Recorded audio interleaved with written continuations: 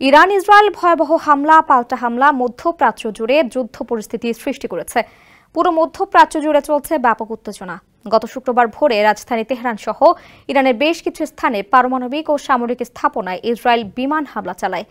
পরে তীব্র শক্তি নিয়ে ইসরায়েলে পাল্টা হামলা শুরু করে ইরানও।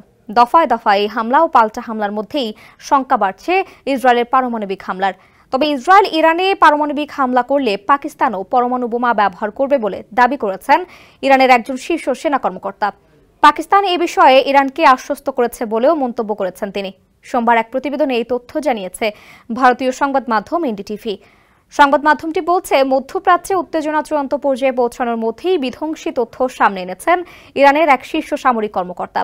তিনি দাবি করেছেন, ইসরায়েল যদি ইরানের ওপর পারমাণবিক অস্ত্র ব্যবহার করে তাহলে পাকিস্তানও ইসরায়েলের বিরুদ্ধে পারমাণবিক হামলা চালাবে। আর এটা ওইটা না, কাপড় ধোয়ার একটাই সলিউশন, চাকা অল ইন ওয়ান। এই মন্তব্য করেছেন জেনারেল মোহসেন রেজাই। তিনি ইরানের এলিট বাহিনী ইসলামিক রেভলিউশনারি গার্ড কর্পস IRGCর একজন সিনিয়র কর্মকর্তা এবং দেশের জাতীয় নিরাপত্তা পরিষদের সদস্য।